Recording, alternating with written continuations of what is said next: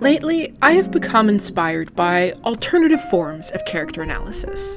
Don't get me wrong, traditional character analysis is good. We all know that I love breaking down character themes and patterns of behavior and whatnot, but there's just something fascinating, so just delicious, about distilling characters through weird scenarios, earnestly translating them into a new medium. Like, maybe you want to see all of the characters ranked according to how well they do increasingly odd scenarios or tasks. But Astarion will never beat the Blade of Frontiers. And yeah, you're absolutely right. Wyll does have the most theater kid energy. This man had a quippy one-liner and knew his marks the first time you meet him. Provoke the blade and suffer its sting.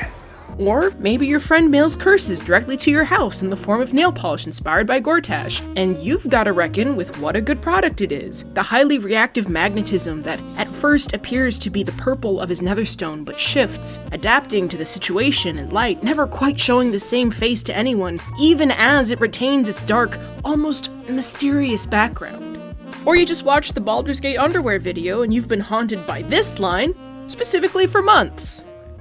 She woke up that morning and picked out underwear that made her feel good and comfortable, that matches her whole sort of aesthetic, which also tells us that she has an eye for that sort of design thing.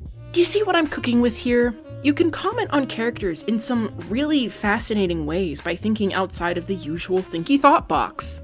So I'm going to ruthlessly scalp my friend Playhead North and analyze the Baldur's Gate 3 cast by imagining what they're all bringing to the potluck. Excuse me, you yell as the partygoers begin to look at you. Yeah, sorry about the interruption, but nobody eat these, okay? They might be fine, but they could also be rat poison. Corporate has demanded that everyone has to attend for morale, which means there's no fighting and everyone— no, not everyone, I'm sorry I didn't include your favorite, I just didn't have time and I didn't want this to become an hour-and-a-half video as I list off every minor character of this enormous epic fantasy— has to participate.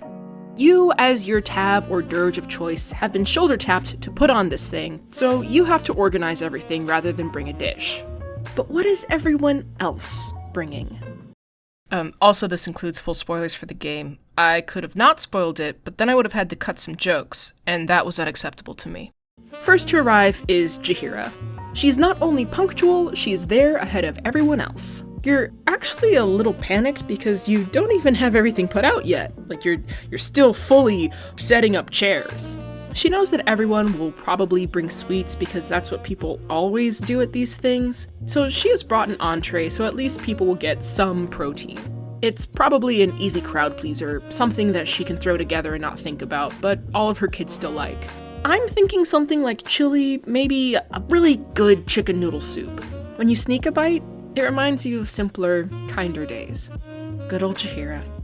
Onto the buffet table it goes. Next in is Gale. While I know that, realistically, Gale would absolutely throw down in the kitchen, pulling together some amazing, fussy little finger food like puff pastry mushroom tartlets that he then packs into his Snapware containers that all stack neatly into his bag. I am obsessed with the idea of him preparing a dish at camp. It would be a nightmare. He is a ball of stress, leaching emotional poison to everyone as he's trying to cobble together something to impress people, but he's got 8 bottles of wine, 2 sausages karlach beat a man with, a bag of apples, and a carrot. He is not looking at the rotten food you stuffed in your pockets because you got in the habit of clicking the loot all button, and so you're just carrying around pounds of actual rotten food that you'll eventually pawn off to some vendor. In the end, he probably comes up with a charcuterie board that he's just so mad at having to make, because it's not even cooking. It's just chopping food and arranging it on a plate, but like, it's still good, Gale. People are enjoying the meat and cheese that you carefully considered the flavor profile of. You even made a wine selection to go with it. It's okay, bud. Take a deep breath. Wyll is arriving third, probably not long after Gale. These people are still all quite early. You've got easily 15 minutes before the potluck starts, but whatever. They don't seem annoyed at waiting to eat, and they're all happily helping you put on the final touches. Wyll has produced an okay pie. It's acceptable. Something basic, maybe apple, berry if he was really feeling it. It tastes nice, but the crust is a little overworked. And maybe it was just store-bought. Because Much as I love Wyll, let's be so honest right now. Wyll is a rich kid that's been roughing it for 7 years. You know this guy only knows how to cook like maybe 4 dishes, several of which are just roasting things over a fire. Prince Charming he may be, but my man is not the master of the kitchen. But it's the thought that counts, and it's honestly very sweet that he stepped out of his comfort zone to make this. He does offer to go out and buy something else if you think it'll be better. He is turning towards the door and actively moving towards it. And no, Wyll, it's okay. It is okay, please come back. We want your pie. You don't have to keep doing the most. Why don't you go chat with Jaheira? Maybe trade some stories. We are perfectly happy with what you've already given us. Next in is, surprisingly, Withers. He's brought in plasticware and napkins? You definitely have those. They're on the table, but he thought maybe you'd want others, or maybe just more. They're here if you pay him. And you say, "How much do I have to pay you, Withers?" And he says something like, "Thou willst pay $1.50. And you're like, each? You're gonna charge me $1.50 for each plastic spoon I buy? And he says, "No, first all of it. All costs $1.50. Thanks, Withers. That is an absurdly good deal. I still don't know why I would need it. I have all of the plasticware and napkins I would need just right there, but just leave them in the kitchen, I guess, and, you'll pay for it if you feel the need." Minthara is next, arriving exactly 5 minutes early. She has brought drinks because she knew no one else would. Unfortunately, she has produced only water and expensive hard liquor. Nothing else.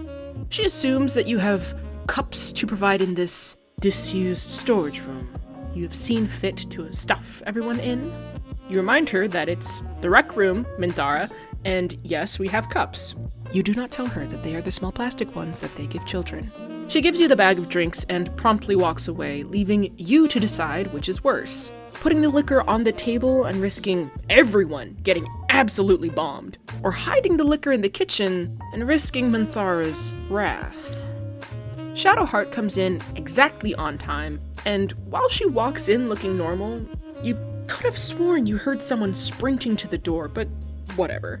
She looks over at the people gathered and is pretty judgy about the food laid out. A pie, finger food, and container of chili. Quite the feast. "Alright," you say, "so what did you bring, Shadowheart?" And then she just pulls out a bag of salad. Just a normal bag of salad. Mixed chopped greens, totally sealed. Straight from her purse.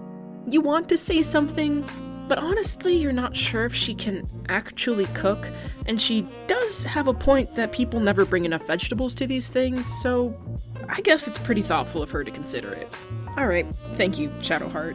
Why don't you find a mixing bowl in the kitchen to put all that salad in? Maybe some tongs to go with it.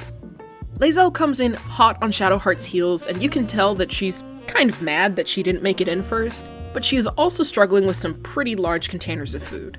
You help her through the door, and she tells you that she has brought barbecue. It is the only thing she knows how to cook.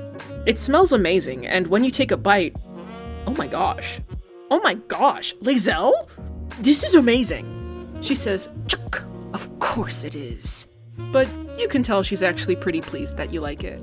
She tells you that the flavor is always improved when you hunt and butcher the animal yourself. Which, okay, lae'zel, thank you for telling me that. She puts all of the food on the table and beelines to where Minthara is telling Wyll one of her war stories. Next in is Astarion. He is definitely late, though you refuse to comment on it because you don't want to give him an excuse to say, "Fashionably late, darling." Now, this one is less about the kind of food Astarion brings, and more about the absurd levels of effort that went into it, despite all of his desires and intentions. Did he bring wine? It's way too expensive, and there's one bottle. Why do people keep bringing alcohol to this work function? Did he bring sweets? It's an amazing dish, like really fantastically amazing, and I really want to know where you got this astarion, because something tells me that you're not going to shell out for beautiful tiny little tartlets with gold leafing on them for everyone gathered, so where and how did you get it? If it is, in fact, a normal dish, you're pleasantly surprised, like, hey, thank you for bringing these bread rolls. But Astarion probably went through literal hell to get them, because even though he chose to bring rolls because they're easy, he is Fate's favorite little whipping boy, and he's absolutely gone through this entire Looney Tunes side quest to actually procure them, and at this point, it's just a point of honor to dump them at your feet, so here he is, take my bread. Regardless of what his food is, he's going to be huffy and annoyed that he expended so much energy for an activity he didn't even care about and didn't want to attend. You accept the food and mentally plan on making a bit of a fuss about how good it is throughout the night. You know, just put a bit of positive reinforcement for having done a nice thing. Really, Astarion, thank you. This looks great. You take it and put it on the table. Karlach comes in at the same time, saying she honestly forgot when it started, which is so dumb because she had a calendar invite, brought food and everything, and still absolutely flew out of her brain. She produces a tray of pudding cups. This is the truth that I see in my heart, and you will never tell me otherwise. Specifically, I'm thinking something whimsical like dirt cups, and they are highly adorably decorated with like gummy worms and candy pumpkins and things like that.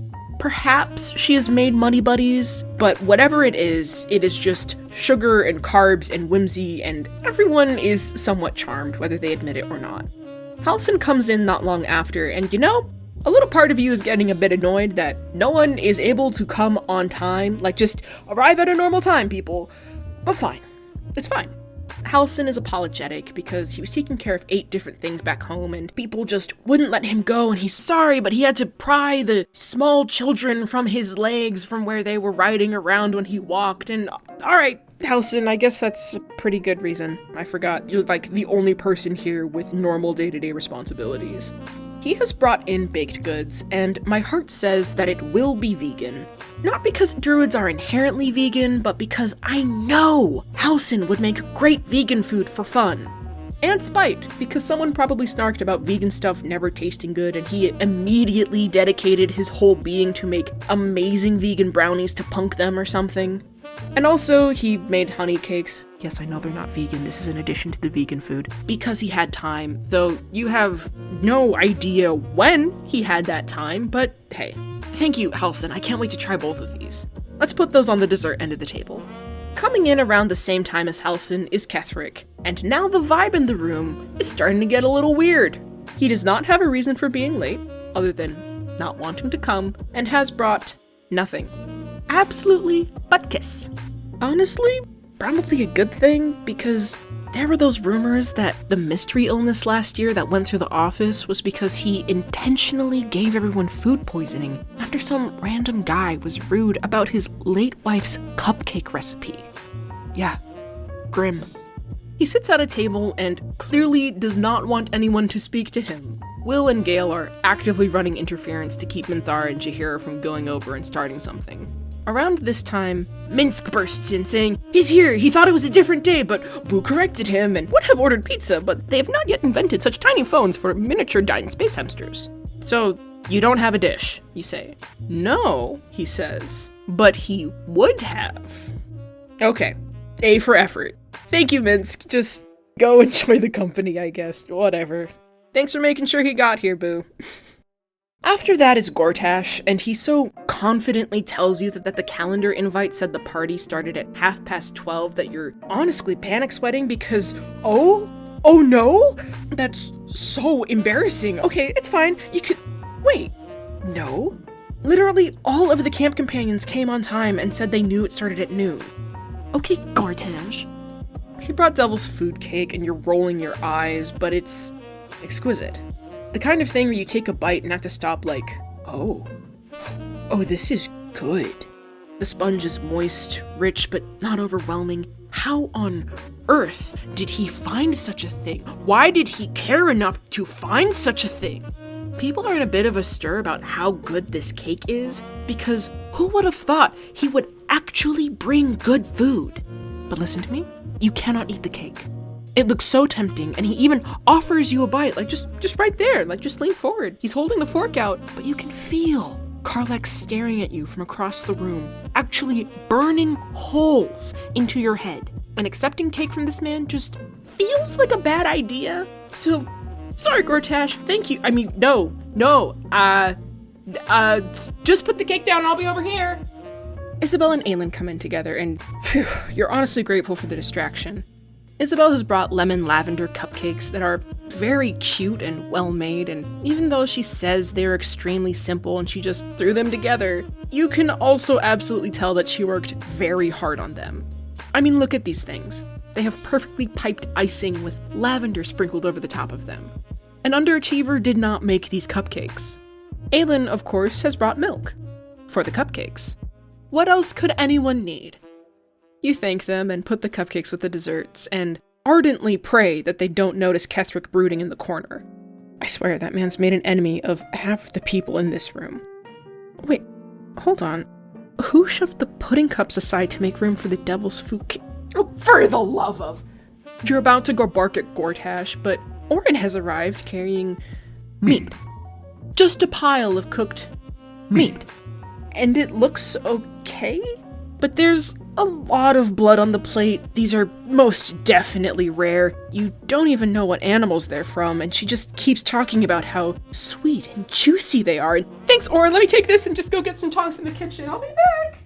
The meat sits on the counter for the rest of the potluck, and you ask Withers to keep an eye on it. You know, keep anyone from randomly going in and risking their lives if they steal a bite.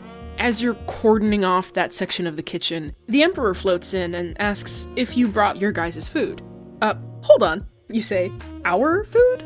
Our food. I didn't have to bring food, Emperor, because I was organizing the whole party. Where is your food? And it says, well, it bought the groceries last week. You're cohabitating in this premise. I'm so sorry. Just roll with it. So isn't it actually pretty insensitive of you to not tell the Emperor that it needed to bring anything? You say you're pretty sure it was in the calendar invite, Emperor, but it's just waving you away, telling you, never mind. It will coordinate your resources to make up for the lack. And, hold on again. What resources are you coordinating? Other people's food? Get back here, Baldur!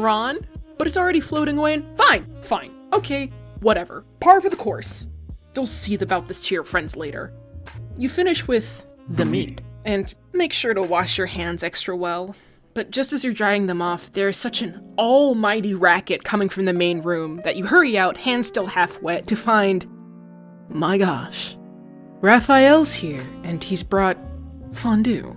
Just an entire table of fondue that he has catered and is having people set up. He's directed them to set it up opposite the buffet table because clearly he has to be the main character of everything he does, and he would never deign to have his food in line with yours. The weird thing is that people are getting into it. Like, even though everyone contributed to the entire table of food behind them, there are people picking up little plates, waiting for the food to be ready. They don't even seem to mind that they have to do stupid little tricks in exchange for getting a bite. Like, guys? Hey guys? Don't do tricks for a devil? And of course Raphael is just shrugging and saying, oh, this is such a humble affair. Forgive him for not believing in the charity of random people. The only way to make sure anyone is fed is to hire out, and then you get the full service. You remind him that this was a potluck, Raphael, and you're kind of defeating the entire point if you just cater food, and you are dead certain that he's never had fondue in his life, so why on earth is he bringing it now? And then he just tuts and says, well, fondue is such a crowd pleaser, which you're kind of doubtful of, but whatever. And he says there weren't any rules against buying food that he recalled, and besides, half your table would be bare if everything needed to be homemade. And you know what? Fine. Sure. The piece is held this long. You're not going to start some tiff because the devil showed up with a dadgum fondue catering service. Enjoy your rules, lawyering Raphael. I'm going to be over here not barking to dip some bread in some liquid cheese. Why do people deal with devils? You drop into a chair at the far table and try not to listen to the sounds of people hopping on one leg for a minute, or the bickering that's begun to break out between people, or the occasional snide comment the Emperor feels the need to blast into your brain about how it would have done this so much better if only you had told it what you were up to and taken its advice. This whole thing was a lot of work. You are very tired. You've got at least an hour left in this dumb event, and you still have an entire platter of the meat waiting to be dealt with. Great, this was a great idea. You're so glad you're responsible for this going off smoothly. After a moment, you hear the chair next to you pull back, and you look up to find Wyll sitting next to you, offering a plate full of food. You look like you could use a break, he says, smiling, and Jaheira appears on the other side, saying, "Eat up, cub. You'll need your strength for when this inevitably devolves into a shouting match or a food fight." You laugh, and then Gale is there, and Shadowheart, and Karlach and lae'zel, and reluctantly Astarion, because who else is he going to waste an hour and a half with? And yeah, let's face it, you all know this is gonna fall apart in 20 minutes or less. But for now, you have pretty good food and a bunch of people you like. So take a bite, adventurer. You've earned it.